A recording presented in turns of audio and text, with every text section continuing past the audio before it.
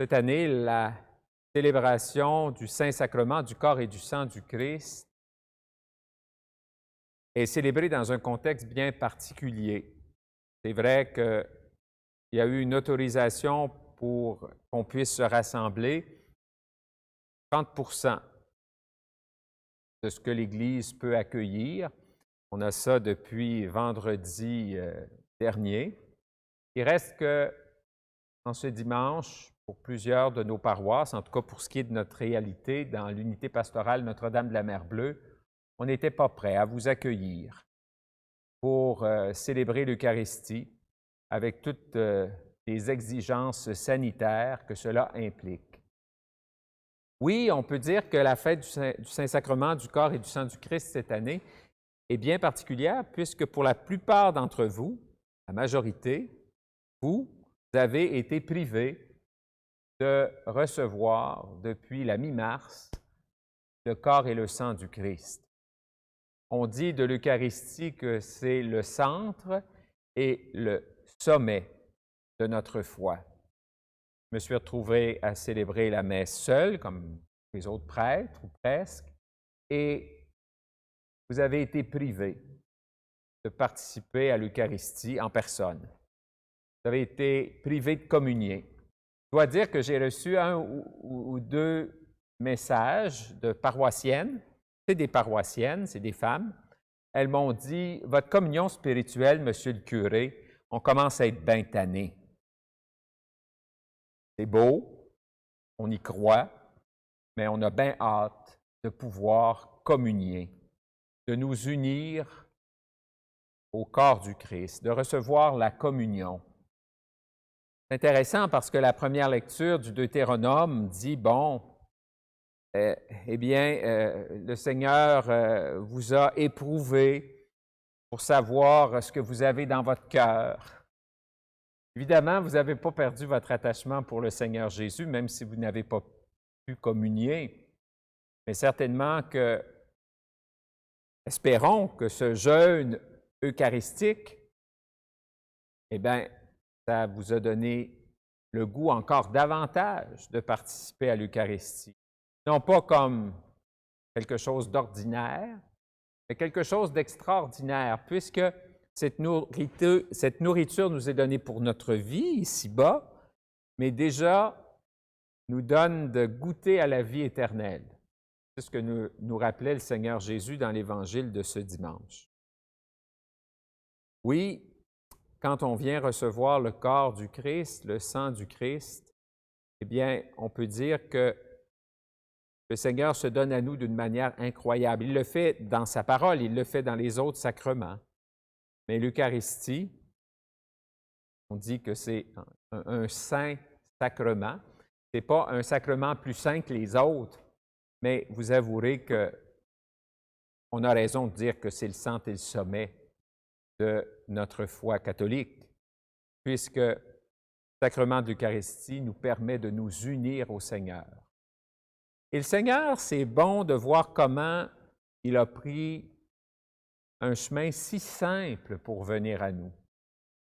Des fois, on essaie de compliquer la religion, de compliquer l'Évangile, puis actuellement, c'est compliqué, ça va être compliqué de se rassembler à cause de la pandémie. Bon, ça, il faut bien, mais des fois, dans notre vie, ça n'a pas besoin d'être compliqué, puis ça l'est. En tout cas, le Seigneur, on ne peut pas dire qu'il a compliqué les choses. Quand il a voulu qu'on fasse mémoire de lui, il a pris un morceau de pain, c'est mon corps, et du vin, c'est mon sang. Faites cela en mémoire de moi. C'est ce qu'on fait comme chrétiens, comme chrétiennes, particulièrement le dimanche, alors que nous célébrons la résurrection du Seigneur Jésus. Oui, que ce temps de jeûne eucharistique ait pu nous donner le goût de nous rassembler dans la joie pour célébrer ensemble les merveilles que le Seigneur fait pour nous. La vie, ce n'est pas simple. On l'a vécu ces derniers temps. La vie, ce n'est pas toujours beau, ce n'est pas toujours facile, mais il reste que la vie nous donne de connaître l'amitié, de connaître l'amour. La vie nous donne de nous aimer les uns les autres. Parce qu'il y a quelque chose autour la réalité du sacrement de l'Eucharistie qui nous rappelle ce à quoi on est appelé dans le Christ Jésus. Ce que tu veux que les autres fassent pour toi, dit Jésus, fais-le pour eux.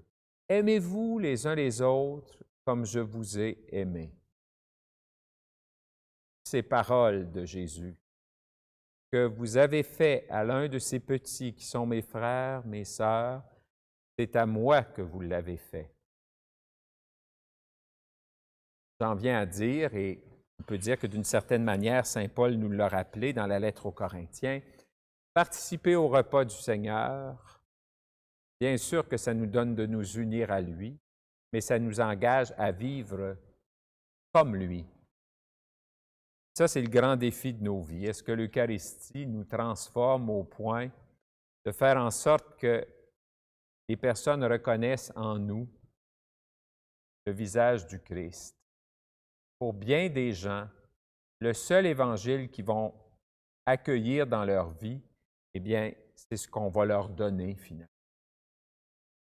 Et à quelque part, la fête du Saint-Sacrement, du corps et du sang du Christ, nous rappelle comment c'est un engagement que de venir célébrer l'Eucharistie.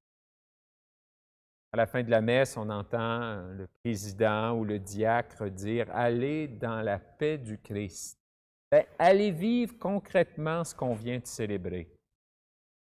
Et dans le nouveau missel qu'on aura dans les prochaines années, on dira aussi à la fin de la messe, on pourra dire « Allez et glorifiez Dieu par toute votre vie ». C'est bien l'invitation qui nous est faite chaque fois qu'on célèbre l'Eucharistie. Glorifie le Seigneur, Jérusalem, célèbre ton Dieu, ô Sion. Glorifie le Seigneur en toi. Glorifie le Seigneur par ta vie. Et célèbre le Seigneur dans ton quotidien. Quand j'étais jeune, j'ai grandi avec des parents un petit peu plus âgés, puis on chantait à la fête du Sacré-Cœur « Ô Jésus, doux et humble de cœur, rendez mon cœur semblable au vôtre. » C'est la fête du Sacré-Cœur, vendredi prochain. Mais je pense qu'on peut le chanter. Le pape François rappelait ça dimanche dernier à l'Angélus, alors que le mois de juin nous donne de célébrer l'amour de Dieu dans le cœur de son Fils Jésus. Ô Jésus, doux et humble de cœur, rendez mon cœur semblable au vôtre. Oui, que ce désir de participer à l'Eucharistie, que nos rassemblements eucharistiques nous donnent de nous rapprocher du Seigneur Jésus, nous comble par sa présence, puisqu'il se donne à nous en nourriture, et que déjà, en prenant cette nourriture, on annonce, et la vie éternelle est déjà commencée en nous, et on annonce cette vie éternelle, qui bien sûr va au-delà de cette vie, de notre pèlerinage ici-bas. Mais en même temps, que notre participation à l'Eucharistie nous engage à vivre à la manière du Seigneur Jésus.